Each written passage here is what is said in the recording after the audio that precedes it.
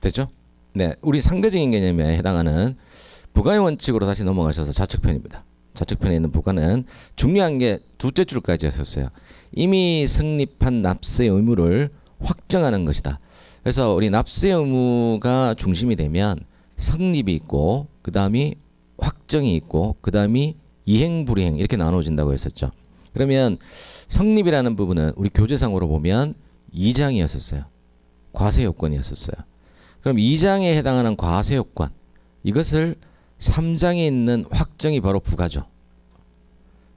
그렇죠? 따라서 2장에 있는 과세요건을 3장에 있는 확정이라는 것이 납세의무 확정이라는 것이 신고납부 방식과 부가고지 방식으로 나누어져 있었어요. 그래서 주체에 따라서 바로 확정하는 주체가 납세의무자면 신고납부가 되고 세관장이면 부가고지로 나누었었죠.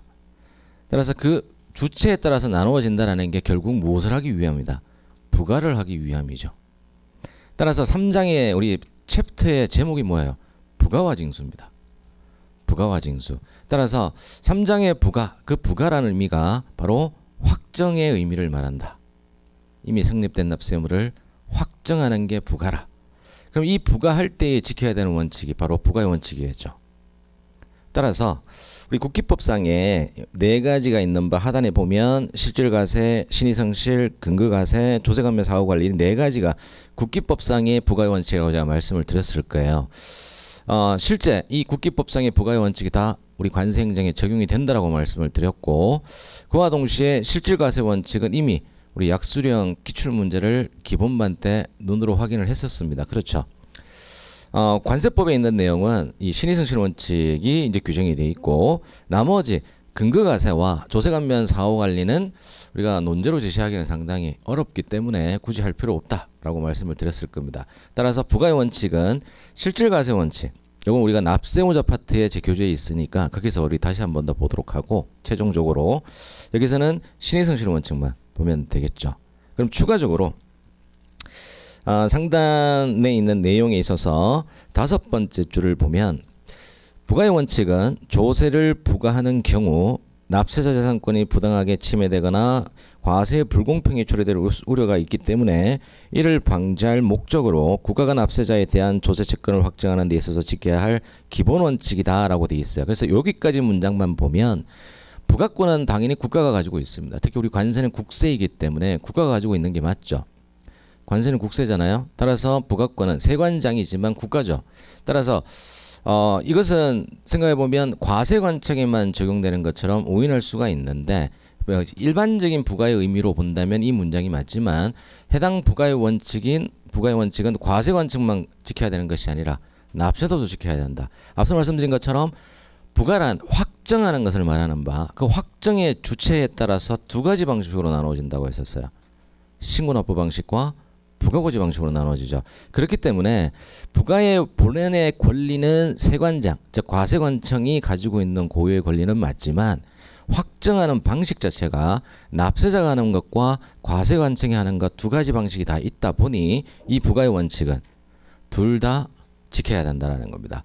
앞서 보셨던 법 적용의 원칙은 법을 적용하는 주체는 과세관청입니다. 그렇기 때문에 법 적용의 원칙은 과세관청에만 적용이 된다.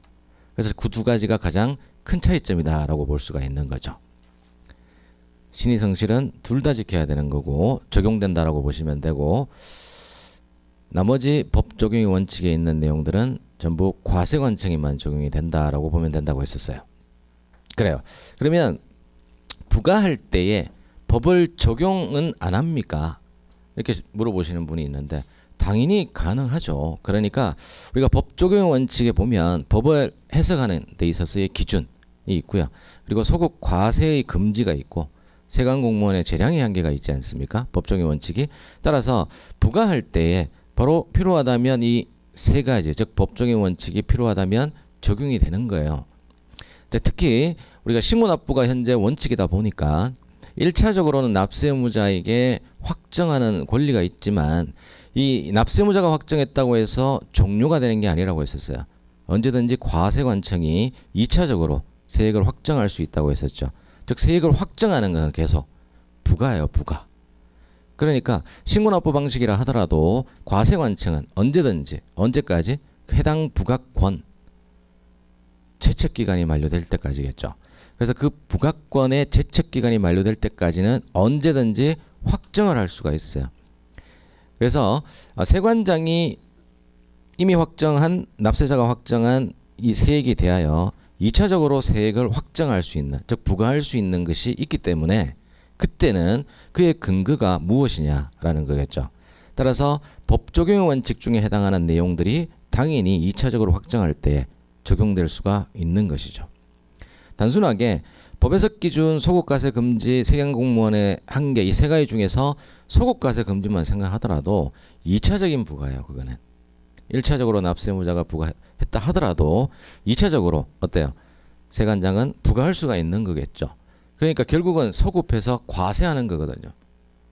부과하는 거죠. 부과.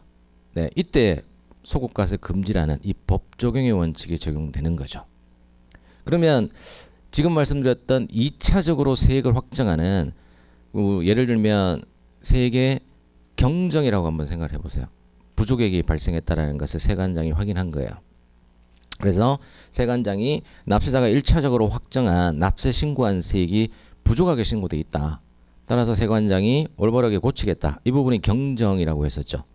자, 경정이라는 부분은 소급해서 과세하는데 법 적용의 원칙만 해당이 될까요? 신의성실도 적용이 되는 거죠.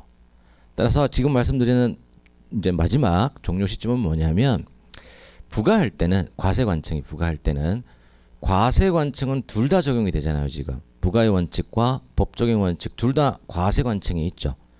두 가지가 함께 필요한 거예요. 과세관청은 현행 신고납부가 원칙이다 보니 이게 지금 부과라는 용어하고 연결이 안 된다라고 생각하시는 분이 있는데 그냥 단순하게 생각하시면 돼. 납세자가 부과를 먼저 했다라고 생각하시면 돼요. 즉 확정이라는 절차를 거쳤다라고 보시면 됩니다. 하지만 그게 종료가 아니라고 했어요. 다시 한 번 더. 세관장이 2차적으로 부과할 수 있다. 즉 확정할 수 있는 거예요. 자, 이때는 과세관청인 세관장이 하는 거니까 그 세관장이 할 때는 이 두 가지에 해당하는 원칙이 다 적용될 수가 있는 거죠. 그래서 오늘 아마 프린트를 받으셨을 텐데 그 프린트를 보시면 제가 뭐 사실 무궁무진하게 드릴 수는 있으나 그렇다고 해서 다 볼 수도 없고 이것만 우리가 진도 나갈 수가 없으니까 프린트를 잠깐 펴보시면 법 적용 원칙 등이라는 1장 2절에 해당하는 내용 중에서 두 가지 정도의 판례만 제가 좀 요약해서 프린트화했다라고 보시면 돼요.